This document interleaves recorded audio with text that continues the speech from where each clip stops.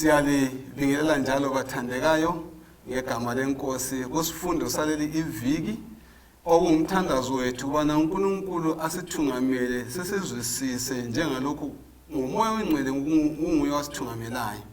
Mina ke engikhuluma lani bathandekayo ngumfundisi uGresham Mlilo. Ngizanxusa ke abangane labo bazethule phambi kwenu. Salibonani balaleli lababukeli. Siyabonga isikhathi esihle uNkulunkulu asithungamela ukuthi sibe senyaweni zakhe ngesifundo. Limukasisize lapha esikhona ngamunye wethu okhulumayo ngumfundisi Dube. Salibonani izihlobo ezithandekayo ngegama lenkosi yethu Jesu. Sisamukelana kusifundo sethu sanamhlanje saluna leli viki. Mina engikhulumayo nguEldu Amos Maforo. Ngiyalibingelela lonke balaleli kanye lababukeli ngegama lika Jesu Kristu. Siyabonga isifundo esingena phakathi kwaso. Mina ibizo nguTalenti Ncube kasibeni lomthandazo. Baba wethu osezulwini siyabonga ithuba osipha lona ukuthi sifunde ngeqiniso lalesi sikhathi kuDuteronomi. Sicela ukuzwisisa moya wengcwele asithungamele ngegama lika Jesu siyakhuleka. Amen. Amen. Sesihlangene njalo bathandekayo kulesi sifundo esiqhakatheke kangaka Dube. Kuvike liphele lizakhumbula ukuthi sathinta uDuteronomi kweminye imibhalo.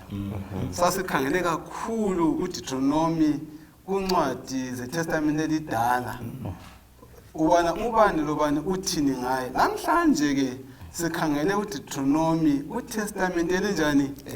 Elitsha. Akusincedise lokho ngoba kulabantu abacabanga ukuthi iTestament elidala kalisasebenzi lidala somile usebenzisa iTestament enjani Elitsha.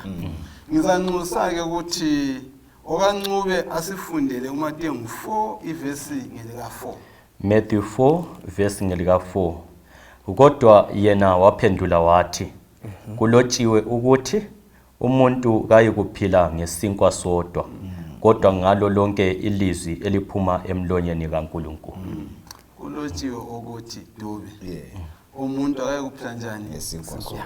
Ngithanda nxa siqala lesi sifundo ukusitshela ukuthi nxa kuthiwa kulotshiwe ukuthi kuMateyu kulokuqala leTestament Elitsha kulotshwe ngaphi? Kuhle kuyathokozisa abafundisi lo mfowethu lapha labalaleli. Okhuluma amazwi la nguJesu. uJesu nguye osungule iTestament entsha ngokubumba ibandla ngamaKristu.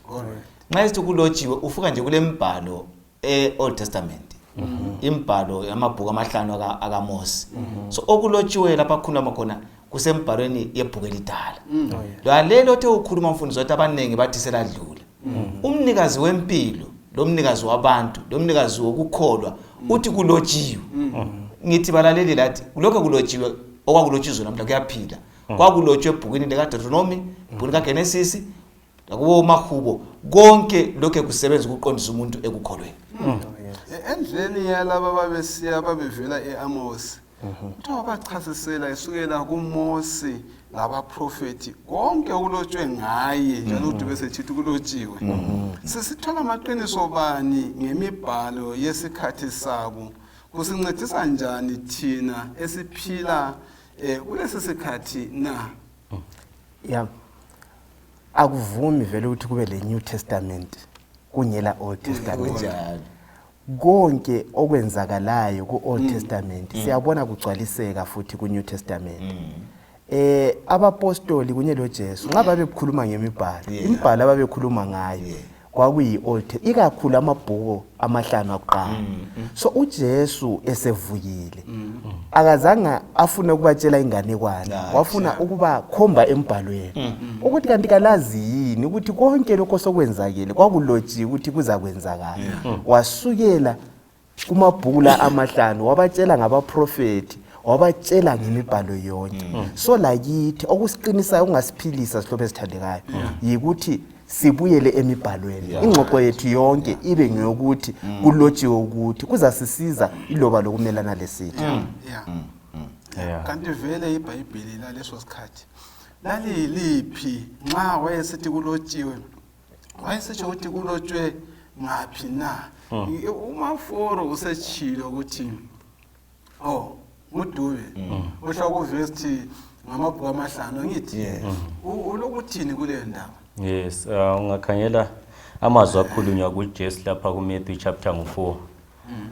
Wacaphuna la kuDuteronomi 8 verse ngelika 3 papa.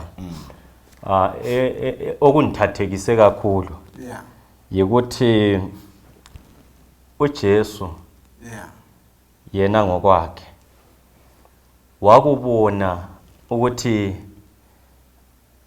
ukuze ame kumele athi kulotshiwe. And esithi kulotshiwe ukhuluma ngeOld Testament esigcwaliseka kuNew Testament. Ngiya ekuthini abantu thina esiphila empilweni yethu yesono esivele silahla into ezindala. Isigqoko singaba sidala somele ulahle uthathe esitsha. Imoti ngabandala somele uchiye ube lentsha. Yikho ingqondo futhi esisuka layo sesiya layo eBhayibhelini. Sesithi Old Testament obindala somele njani ilahla. Kukanti ke iOld Testament ifoundation ekuzwisiseni iNew Testament. INew Testament fulfillment of the prophecies ayenziwa kuOld Testament. Ukungezela khona bomfundi. Omunye uthena ibhuku elidala ngumbhobho olungisiwe waphelela wama lapha. Abanqabe ukhangele so bathi nanke umbhobho bese sapha. Kodwa ke kawubulali. Inyulu uhlavu solufake phakathi yoqedisa uSathane emsebenzini. Maforo sonke siphakathi kwendaba ethu kulotshiwe. Uzananza ukuthi lamagama athi kulotshiwe siwasukela khona kuMateyu 4 verse 1 kuya ku11. Lapho uKristu alingwa khona. Uqamba izigaba ezintathu zokulingwa kwakhe. Kukhanya ukuthi kulombhalo lapho athathela khona lawo mazwi indawo ezintathu. uKristu wamelana njani lalezo zilingo zikaSathane? Thina sifundani ngendlela aphendula ngayo, njalo yiphi imibhalo kuTestament elidala ayisebenzisayo kuzo zonke izilingo ahlangana lazo Sathane, zona ezinjilo ukuthi zintathu kakhulu. uJesu elingwa nguSathane, okwakuqala esimele sikunanzelele uSathane ebuya kuJesu kuthiwa weza njengengilosi yokukhanya. Ebuya kuJesu ngamehlo enyama wawungeke usho lokuthi lo nguSathane, yikho kwaba yisilingo. uJesu okwamsizayo kumbe okwenza wanqoba yikuthi wasebenzisa imibhalo. Imibhalo ayisebenzisa yona lesi sithintile ngesikhathi ephila kwakuyi Old Testament, amabhuku amahlanu ayelotshwe nguMose. Ikakhulu akwasetshenziswa nguJesu nguDuteronomi, uDuteronomi 8 verse 3, uDuteronomi 6 verse 16, loExodus 17 verse 7. uJesu umelana lesitha ethinta ukuthi kulotshiwe.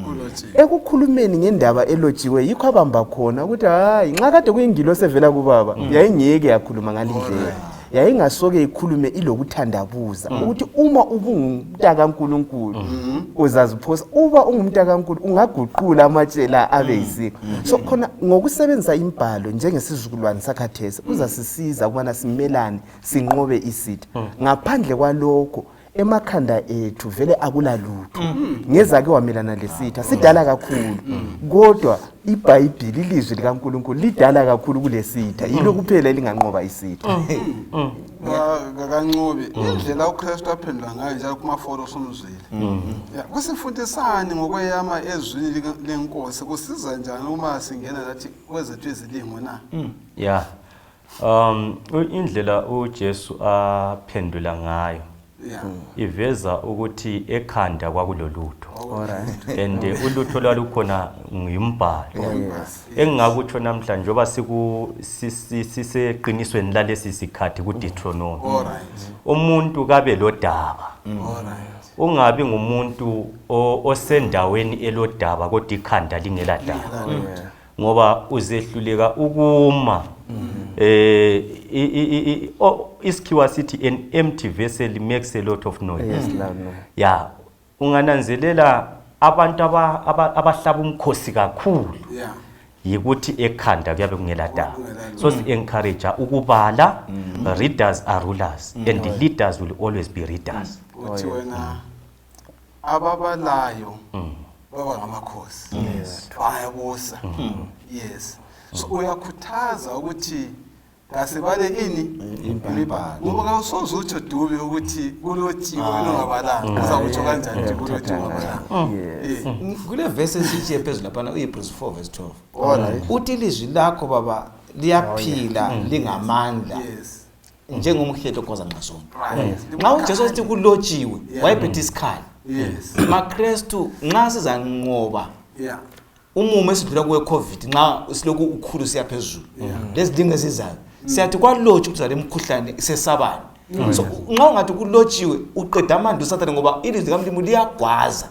So kasiphileni silesikhali esiphilayo esithiwa lilizwi. Singathembe enye into ngaphandle kwelizwi ngoba ligwaza nxa zonke umhlaba siyawunqoba ngelizwi likaThixo. Siyabonga. Amazweni lowatsho ngiwezwa encindezela engingawufunda ku last day events. Uthi nxa sibala imibhalo le. Usuvuma ukuthi ihlale ekhanda lakho uzingabe empty ungabe umuntu ongalalutho. Uthi mhlazana wahlaselwa izilingo imibhalo lena iyaguquka ibe yijura umduli. Nxa ukuthi uyabuka isingo futhi ke uchayelele phezulu kanjani komduli. Ukuze umKristu avikeleke kuzo zonke izinto zikaSathane uza kunqopha kanjani ngelizwi likaNkulunkulu. Singakhohlwa ukuthi singabantu beBhayibheli. Amen. Thina. Yes. Ngiyakubongela lokho. Akungifundele uDuteronomi ngo10 verse ka17 kusiya ku19. Deuteronomy ngo10 iverse ngelika 17 kusiya ku19. Ngoba inkosi uNkulunkulu wenu inguNkulunkulu wabonkulunkulu. Lenkosi yamakhosi uNkulunkulu omkhulu olamandla lowesabekayo ongemukeli ubuso bomuntu ongemukeli umvuzo eyenza isahlulelo sentandane lomfelokazi njalo ethanda owezizweni ngokumnika ukudla lezembatho. Ngakho lizamthanda owezizweni ngoba lalingabe ezizweni elizweni leGibhite. Uzayisaba inkosi uNkulunkulu wakho uyikhonze unamathele kuyo ufunge ngebizo layo. Yobe. Amavesi la asekhumbuzani ngencwadi kaDuteronomy chapter 10. Uyini uMose akulandisela weIsrael njalo efuna baziphathe njani kulokho kuyini akwengezayo na akufuna abana bakwenze sibili. Siyabonga. Lapha umuntu obukhuluma ngokuthi uNkulunkulu kakhangele ubuso. Yes. uNkulunkulu uIsrayeli izolo uhambe laye. Wachiya intando kaNkulunkulu. uNkulunkulu wavuma akathunjwe ngamaBhabhiloni. Wavuma kwaba lenyoka zabaluma. Wavuma konke kodwa ke wabalandelela kunjalo. uNkulunkulu utshengisa lapho ukuthi kakuyi ngokuthi ulesikhathi esinganani uhlezi naye uJesu. Kuya ngokuthi ilizwi lakho yaliphila yini. Kulinganisa ukuthi kafani labo judge labo mehlule esilabo. Nxa umehlule esentethanda lapha kungangena umuntu akamalumakhe. Kumbe kungene ngoba bazala othile osebotshiwe. La nxa umthetho kumbe ungwalo sithi kumele agwebe ngalindlela uyatshintsha kube ngani kuba lobubelo ngoba sokungena isihlobo phela. uJesu kalahlobo segazi ulesihlobo sesiphambano. Ulesihlobo selizwi lokukholwa. So kuthi akakhangeli kuso ukuthi umuntu lo ngwanga ukhangela ukukholwa ngelizwi. So uIsrael lapha uyaqinisa ukuthi hayi lingabona ngani ngokukhethwa laba ngoIsrael. Ngiyabona libale kumthetho kaMlimo uzalizwela lingene ekhaya. Lingena ngelizwi. Kunjalo lakithi balaleli. Ngibabukele. Uba ngamaKristu ukuthi waqala ukubhabhalizwa leminyaka engu30 iminyaka eli12 kakwenza ungene ezulwini ukuthi ungumfundisi kodwa ukuthi uyaphila yini lokho umlimo akubizela khona ngoba kulotshiwe yikho okusigcinayo yikho kuluthango lethu ukuthi okulotshiwe sikuphile kuyakhuthaza ukuthi kasiphilele ngombhalo ngoba okulotshwa kungamandla okuphila eSikristu. Siyabonga. Kulomocalo othena akakhethi umuntu obekade uphathwa udube manje Yes. maforo lo Ncobi ukusifundisani thina njengebandla siphathane njani ebandleni kambe nxa sokulomunye umuntu uthi ukhuluma ngamakhosi omhlaba labo bahluleli bomhlaba kanti nxa sokulohlupho omele lungiswe ebandleni siphathane njani akuqinise siqasha ukukhalela ukubusa ukuthi lo ngonje imvelo yomuntu vele thina sikhanyela ubuso uDuteronomi besikhuza into eziningi la uthi singakhanyeli ubuso thina nxa sisahlulela umuntu kumbe sisamukela umuntu sihlalisa umuntu endaweni ethile sikhanyela ubuso bakhe ungubani ulani ufunde okunganani wenzani empilweni kodwa esikufundayo namhlanje ukubana uThixo lo esimkhonzayo ukwahlulela kwakhe kufe emuntwini wonke ukhanyela umuntu ngamehlo othando uyalinganisa uNkulunkulu kukho konke akwenzayo uyanakekela futhi abafelokazi thina sizakhanyela ukuthi ngumfelokazi kabani uchiyo ngubani izintandane zikabani ukuze sinakekele kodwa akakunjalo esikumbizelwayo namhlanje yikubana sifananise sithande ngendlela izulu elithanda ngayo sikhanyele abantu ngamehlo ezulu uNkulunkulu uthanda ngokufananayo anakekele siveze ubuNkulunkulu ebantwini yikho ukuba ngamaKristu kukho konke sikwenzayo singathathi futhi umfumbathiso ngoba iningi lethu khathesi kukho konke sikwenzayo ngabe ufuna ilicense ngabe ufuna isithupha ibirth certificate okunye kwenziwa ngamaKristu yibo abaku forefront ekwenzeni konke khona lokho so kuDuteronomi kuyakhuzwa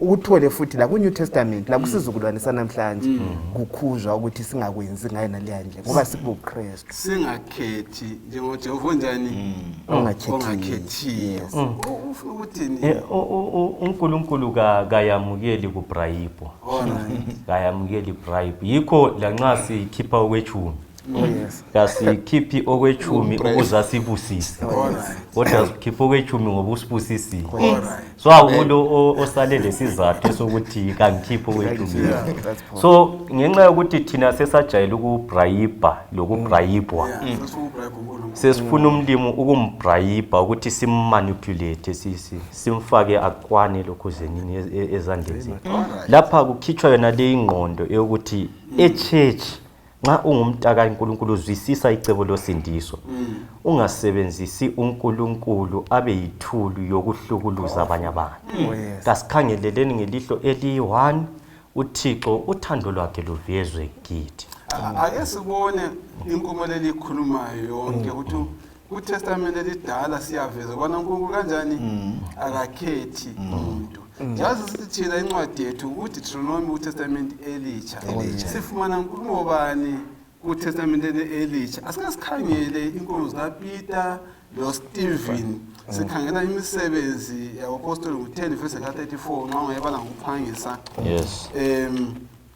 lo Kolose 3 verse 25 alright uDuwa bese sichasisela ke akuhlanganisela uDuteronomi kuTestament elinjani Elitsha sikhangele ukuthi uNkulunkulu akhethi bani yes umsebenzi ngubani 10 verse 34 10 verse 34 right 10 verse 34 ithi yona wathi uPetro evula umlomo wathi ngeqiniso ngiyaqedisisa ukuthi uNkulunkulu kayisuye umkhangeli wobuso bomuntu Kolose 3 ayebona indaba lana uDuteronomi khangela ubuso bomuntu Kolose 3 verse 25 Kolose 3 verse 25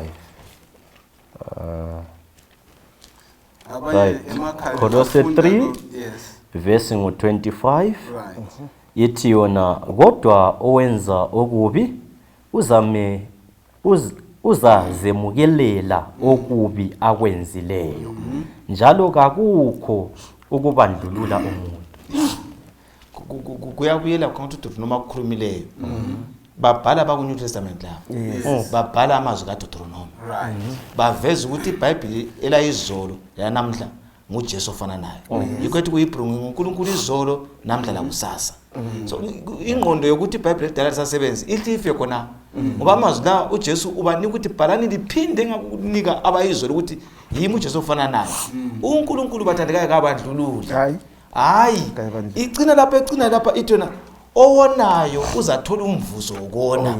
Olungileyo uyathola umvuzo wokulunga. So kusiba kimi la ukukhetha ukuthi ulunge. Manengi ngikhayo ngaba Romans 2 verse 11, Galatia 2 verse 6, Efeso 6 verse 9. Wonke acindezela ukuthi uNkulunkulu kabandlululi. Ngala ukuthi wena unothile ngiza kusebenzisa echechi imali yakho uzangena ngemali yakho enengi lokuthi uthala abantu ngeroli yakho.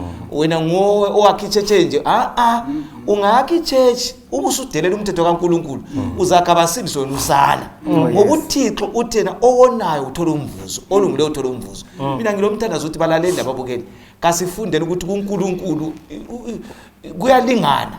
Onothileyo nonganothanga umlimi ukhangela ukulunga khangela ukuthi umuntu ulombala bani kumbwenzeni. Siyabonga ukuzwisa bana phambi kaNkulunkulu isihlabathi sinjani siyalingana ngaphansi kwezinyawo zesiphambano ngithi. Siyabonga kakhulu akusifundele uGalatia 3 ufunda uverse ka13 no14. uGalatia 3 iverse ngelika 13 lo 14. uKristu wasihlenga kusiqalekiso somlayo esenziwe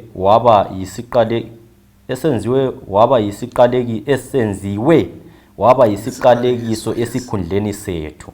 Ngoba kulotshiwe ukuthi uqalekisiwe wonke olenga esihlahleni ukuze kuthi isibusiso sika Abrahama sifike kwabezizwe ngoKristu Jesu. Ukuze semukele isithembiso sika moya ngokholo. Ngobe Yes. Incwadi yabaseGalatia usukela evesini ka1 uzefika kavesi ka14. uPaul uqondana lathi lamuhla njalo usebenzisa njani amazwi aphuma kuDuteronomi ngo27 verse ka26 no21 verse ka22 sa ku23. Usebenzisa njani lama amazwi? Singakakhangele oqalisiwe. Yes, so ngingathi chapter 3 uPaul wayesehlanganele lohlupho levangeli lemisebenzi. Lokusindiswa yemisebenzi. So thi hayi lingazinikeli emthethweni kaNkulunkulu kodwa zinikeleni kuNkulunkulu womthetho. Yena beselisiza ukugcina umthetho. So uhlupho ngumthetho lokukholwa. Yes. Abantu sebeyame ngaphi emthethweni kanti kuvile ukhangela imithetho yini. Uhlupho lukhona mfundisi yabalaleli lapha lababukeli ukuthi abantu sebebona ngani umthetho nxa ungawugcina ufaka ukhweshi namhlanje ngigcinisa abantu namhlanje ngithethisa kuyakungenisa ezulwini. Usindisayo nguJesu. Vele umthetho kawugcina uJesu engekho. Uyonika amandla ukuthi sigcine ngoba umthetho isimilo sika Jesu. Kasibi khona uJesu engangena kakuwe. So ngenye indlela asikhangela umthetho sikhangela uJesu womthetho. Nxa sesikuye sesitshela kokuphila singaphambanisi izimiso zakhe. So base bethathe bona bagxilise ukutheni hayi bamba umthetho izulu yalingena singena ngoJesu womthetho. Asigcinele umthetho ukuthi sisindise. Oh yes. Sigcina ngoba sesisindise. Abalaleli asifakeni izinto zakuqala. Singavumi uSathana asirobhe. Kube ngani esimele sikwenza thina ukuze sithole okuthile. Ngoba uSathana uyasirobha ekugcineni kwakho ebeseyekethisa lo mthetho wakho singazawugcina. Ngoba asiqapheleni sihlobo sithandekayo. Khonapho nxa kuchonjana umthetho kodwa ungananzelela ukuthi umthetho wodwa oyiwo. Yiyo sekithi. Ende mfundisi. Ukuze sikuxazulule lapha. ungazinikeli emsebenzini kaNkulunkulu kodwa ungela ndaba lokukhulumisana loNkulunkulu womsebenzi. Alright. Okay. Ulabantu abanengi abathanda ukuchumayela, abathanda ukuhlabelela, abathanda ukwenza umsebenzi kaNkulunkulu akukho kubi. Kodwa nxa ungela sikhathi sokukhulumisana loNkulunkulu womsebenzi ukudenja. Khulumisana loNkulunkulu womsebenzi. Alright. Aseniphambili. Sesivume ukuthi akusho ukuthi ukugcina komthetho lokukholwa kumi njani maqondana njani losindiso loluntu angithi. Ukutshona ukuthi uqalekisiwe lo olenga emthini. Njalo kutshona ukuthi uKristu waba yisiqalekiso ngenxa yethu. Siyini isiqalekiso somthetho na? Umbalo ngani sinceda kulokho?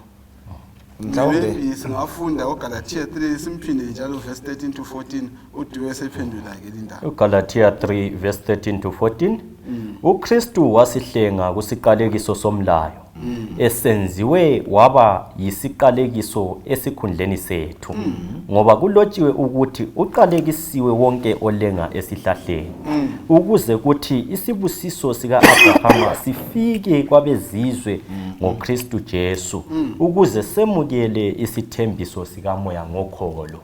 Kodwa sincedela lapha futhi uma sizwisisa ukuthi uKristu wathwala isiqalekiso sethu emzimbeni wakhe kumele thina sikuphathe njani lokho ukuhlanganisa impilo yakho yakho. Siyabonga mfundisi. Ngifuna sinanzelele lapho ukuthi amazwi abhalwe lapha ku New Testament ukhulumile ukuthi ku Old Testament ku 27 verse 26. Yes. uDuteronomi ku 21 verse 23. Ukuthi uqalekisiwe olenge esihlahleni. Izolo bekuyisijeziso esinika umuntu ogangileyo, isikliwi. Okhathazileyo ku society. Ngathi yayi maximum prison yawo. Lapho ufaka kuna abantu abagangile abahluphayo babe lengiswe yikho uJesu ebuya la walengiswa lapha wayethatha njengesigange esikhulu. So kwakuthiwa khona umpriest wayekhuluma iziqalekiso azihlele ukuthi umuntu angayenze nje beqalekisiwe ezizokwenza angayenze zazibhaliwe zikhona bengazibona ukuthi lapha ngiyabe ngiqalekisiwe. So yikho lapha sokugcwalisa ukuthi hayi alikwazi into ukuqalekisiwe lengesihlatheni ngoba ngumuntu ojezisiweyo ole into ayenzileyo enzima phakathi kwesizwe. uJesu ke kuthiwa wathatha ukuqalekiswa kwethu ngesono. Thina ngokubona ngoAdam sahle saqalekiswa. Wakuthatha uYesu wakuthatha wakufaka emzimbeni wakhe. Wayesiphambaneni wayalenga watoba isiqalekiso njenga uDuteronomi. Kodwa isiqalekiso sesizwe esikaNkulunkulu asihlengayo. So thina ke kasela thuko sithuko sesithokozile ngoba ngaye sesikhululiwe ukuqalekisweni. Ngaye sesilelungelo lokusindiswa. Ngithi kuthi ukusindiseka abalaleli lababukeli. Ngenxa kaKristu egazi lakhe sesibalwa kwabaphilayo ekukholweni. Indingo ke sikhona yikwamukela usindiso kuJesu Kristu. Lokuphila ngendlela yakhe ususuke ukuqalekisweni singumKristu opheleleyo. Ngifuna lapha futhi maforo kumbe oncobe ukuthi nxa uthiwa siyini uthola isiqalekiso sethu angithi siyinzo isiqalekiso somthetho na kanti vele umthetho kumele wenzeni? uRome yasitshela ukubana vele umkokhelo yokona kuyikufa. Umthetho wathi usephuliwe isiqalekiso sakhona yikufa. Kumele ngife ukufa kwesibili. Yikho uJesu owayengela sono wafa. Why? uKorinto wokuqala ngo5:21 uthi uJesu waba yisono ngokwaso wasesifa wathwalela mina nawe izono zethu oke wathintwa umfundisi uDube lapha ukuba uJesu sesamukele lesiqale sasikhona vele isiqale kusukela kuDuteronomi likhumbule sikhuluma ngoDuteronomi kuTestament indaba eyayisaziwa ngamaHebheru. So uJesu usamukele wasengifela mina ukufa kwesibili. Akusela ndingeko yokuthi ngikufe nxa ngisamukela uJesu. Ngisindiswe ngamukela impilo kaJesu. So balaleli konke sikwenzelwe angikwamukeli angenze uJesu kasodlozi ukuthi mele ngimjabulise nginikele okuthile ngisixabe elangeni ukuze angamukela ungamukele vele ngiyisono. So mina sengiresponda ngokugcina imilayo yakhe. Siyabonga. Ngiyakuzwa kakuhle ukuthi yena umsebenzi wesono ikungitshela ukuthi wena uyisoni. Nxa uyisoni hambe kufa. uJesu wasethwala ububi bami. Akungifundele uDuteronomi ngo-18 verse ka-15 no-18. uDuteronomi ngu-18 ivesi ngelika 15 no-18. 15 lo-18. Umfakazi oyedwa kayi kusukumela umuntu loba ngabuphi ububi loba ngasiphi isono loba kusiphi isono one ngaso ngomlomo wabafakazi ababili kumbe ngomlomo wabafakazi abathathu udaba lungaqiniswa. Ngaforo nxa silalela amavesi la isixwayiso sikaMose esiphindaphindwayo wabaxwayisa ngani njalo wafuna ukuthi impilo yabo ibe njani phambi kwabezizwe. Into yokuqala waxwayisa ngani wafuna impilo yabo ibe njani phambi kwabezizwe. uMose ayekukhangelele uIsrayeli sike sakuthinta kuzifundo ezike sadlula la ubana uIsrayeli wafakwa geographically esenta komhlaba ukuze afakazele umhlaba wonke. Umhlaba ubusubona impilo eqotho kaIsrayeli ekaNkulunkulu ivezwa ngoIsrayeli. So uIsrayeli yikho kanye lapha ayimele anakekele khona izintandane abafelokazi aziphathe kuhle abeseveza ubana umthetho ugcinakala ngayiphi indlela.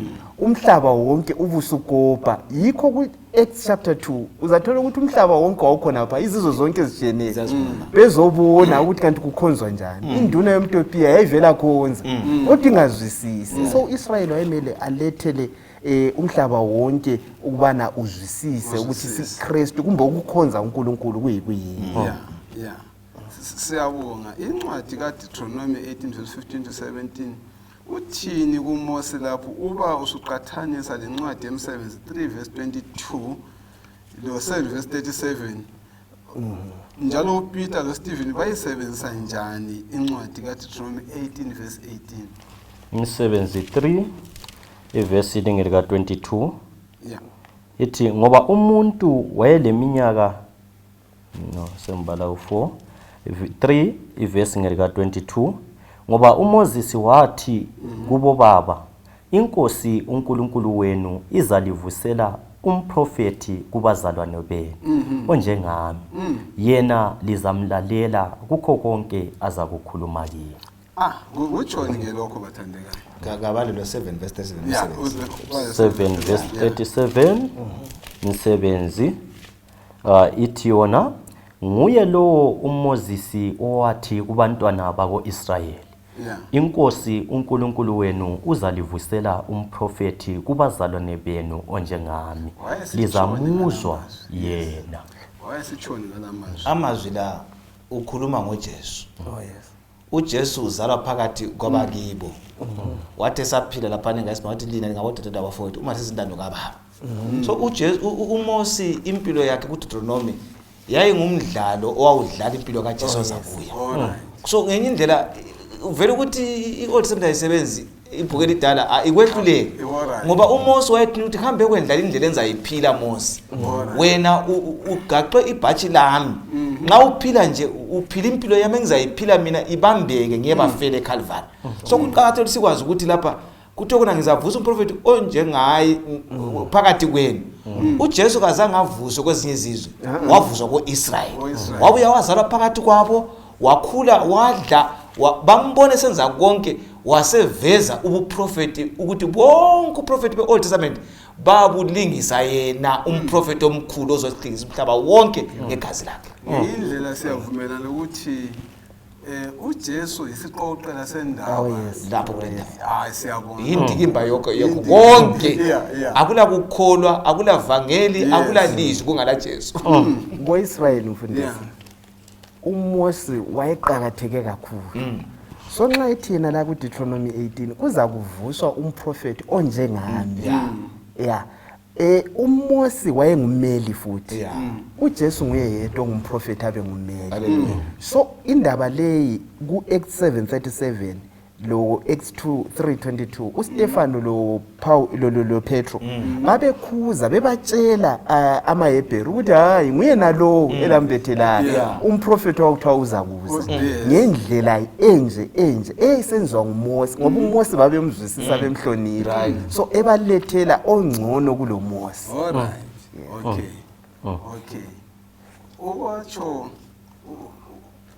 uNcube wakhuluma siphandle ngale sisixoxela ukuthi ungcono ngaziphi indlela ufana naye ngaziphi indlela emini uJesu Kristu uMose ufana noJesu Kristu ngaziphi izindlela lendlela ezintathu ngiyazi uzixoxa nxa ngisakhumbula kakuhle. Yes, ukuthi uJesu uMoses wathi esekhitshwe emanzini wabe siya enkangala for 40 years. Alright. uJesu laye wathi sephume emanzini esebhaphathizile wabe siya in the wilderness for 40 days. Yes. uMoses uthi nxa ephenduka ku 40 years uyenza ama miracles to deliver God's people out of Egypt. Uyayibona indaba uMose umfuze umveza kanye uJesu Kristu uTestament enjani elidala akusifundele uHebrews 10 verse 28 kuya 31. Hebrews 10 iverse lika 28. Kusiya ku 31. Umuntu odelela umlayo kaMoses ufa ngaphandle kwesihawu ngabafakazi ababili loba abathathu. Pho licabanga ukuthi uzathiwa ufanele ukujeziswa kabuhlungu kanganani onyathelela phansi indodana kaNkulunkulu njalo othi igazi lesivumelwano angcweliswa ngalo liyilutho nje njalo odelela umoya womusa ngoba siyamazi owathi impindiselo ngeyami mina ngizabuyisela icho inkosi futhi uphinde athi inkosi izakwahlulela abantu bayo. Ngicine ku verse 1. Kuyesabeka ukuwela ezandleni zikaNkulunkulu ophilayo. Nansi into thayesabeka. Kwesabeka njani dubi? Mina vele iyivese engichayile ukuthi kuyesabeka kuwela ezandleni zikaNkulunkulu. Ngoba uNkulunkulu ngumdali, ngusomandla, ngumnene amandla, uphethe impilo. uDavid uthena ankosi kungcono ngiwele kuwe kule ebantwini ngoba wena ungangilungisa kodwa nxa sebuya la ukhuluma ngesikhathi sokucina sesiyabhidiza umhlaba ukuthi ungawela ezandleni zenkosi ngesono ungasivumanga kwesabe ukudlula iCovid esiyesaba ngoba iCovid ngazinjaye ngiyalala ngivuka nsiye ekhaya but ukuwela kuJesu ese lolaka kuthiwa maye abaza kunathi inkomitsho yakhe ingaxubaniswanga unguNkulunkulu bathandekayo phakemeyo kumele sibe mazi uThixo ukuthi kathesi kusambulo 14 asimesabeni ngokumkhonza nokumdumisa kulokumesaba sesibaleka sizama ukuyacatsha ezintabeni kuyabe ngasasisizi ngoba uThixo uyabe sefikela phathi sengitshe ukuthi yimi engakubumbayo ngikuqeda njengonkomo yomdaka nyabumba ngiphinde ngidilize umuntu uyasinxusa ukuthi kasiweleni kuThixo kathesi ngomusa wesiphambano singaweli kuye sokugcwele uJesu ekugcini kwesikhathi umafofolo uNkulunkulu yabona indaba la kuthiwa uMose wawuthi ungephula umthetho kaMose wawukhandwa wawubulawa ufe angithi phela phambi kwabafakazi ababili kumbe abathathu pho kukanganani kuJesu lo indaba lesabisa ithintwa umuntu ukuthi kuyakhompeywa la uthi nxa uyafela uyophula umthetho kaMose wangokaNkulunkulu kodwa kanganani owanikezayo umthetho wenalo usekhona awumlaleli nomthetho wakhe ngoba umthetho sithi thina uyisimilo sika a transcript of God's character so izihlobo ezithandekayo ake nisiqaphele lapho wona khona ngoba yonke into yenziwe ukuzivikelwe ekoneni kumbe usinde ekoneni nxa sesonile asizeni kuNkulunkulu sivume ungaqali ukuwela ezandleni zenkosi ungagcinanga umthetho wayo ngoba isiphetho uyikuchabalala siyancengwa sihlobo ezithandeka ukho konke sikwenzayo siyakukhefu kade esilekhisimusi asiqapheleni indlela esenza ngayo indlela esidla ngayo ukuziphatha sibe kwazi ukuthi kuloNkulunkulu osilayayo ofuna ukukhonzwa ngendlela ethile. Bafundisi ngicubela. Uzwanini unkosi ngawela kuyo ulesono kuyesabela. Kakhulu. Bawela kuwe choral lotadani igrand avule. Yeah. Ngokuthixo uyikho konke. So ungayi kuthixo lesono ngoba kuyesabela. Ngothena uba ngumlilo odlayo, oqothulayo ungakuye yes. Ake ngine la. Sizothi singakhohlwa ukuthi sikhangela incwadi kaDuteronomi kuTestament Elitsha. Amavesi la esiwafumana kuHebrews chapter 10. Siwafumana kuyiphi incwadi kuTestament elidala. Ngike ngathi ngiyakhangela Deuteronomy 17 verse 6. Deuteronomy 17 ivesi ngelika 6. Ngomlomo wabafakazi ababili loba wabafakazi abathathu ofanele ukufa uzabulawa. Hayi ukubulawa ngomlomo womfakazi oyedwa. Mina ngibona umusa lapha abafundisi labalala. Uthena izolo bengingavuma ukuthi umuntu apho ngikubulawa ngomfakazi oyedwa.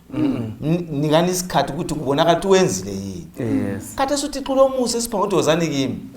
Ngapho ukuthi ungawona usufile izolo phela ubukhandwa ngamanje. Ngathi hayi yekela ukukhula lokhula siyahlangana ekucineni ngoba isiphanga samsivule yekela engcinye phakathi kwesikhathi engayifika engcwabeni uza kuzila izinto ndikhulunywa. Kade siliyafundiswa kupamphlet la liyafundiswa kutshumayelo.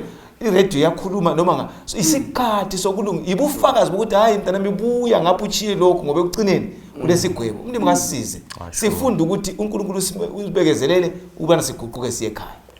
Ngiyabonga abathandekayo nginanzela lapho ukuthi abaphile kuTestament babekhala ukufaka Jesu Kristu lapha yana.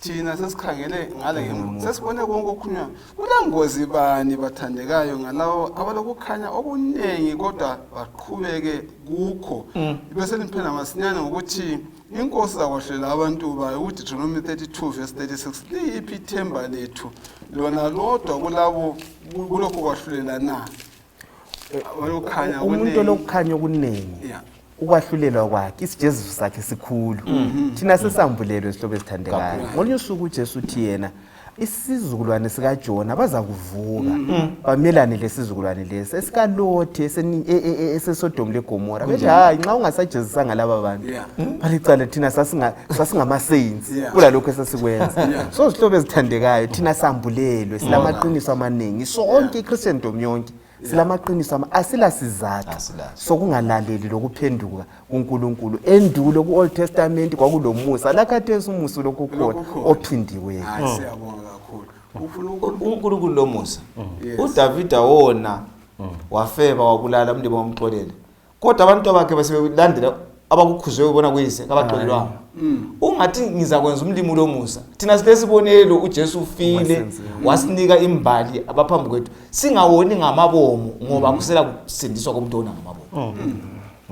Awumusa kaNkulunkulu ayisiwo ukuthi ngiyawona ngamabomo bese ngibuyela uNkulunkulu lomusa ngiyawona ngamabomo ngibuyele uNkulunkulu lomusa but kumele singene ku process ye sanctification eyokwenziwa sibe ngcwele isono sikhithizwe impela sibe lesimile esifana lesikaJesu. Siyabonga abathandekayo ngicela ukuthi ngibale uSambulo ngo3 ivesi lika11 nxa siphetha lesi sigaba.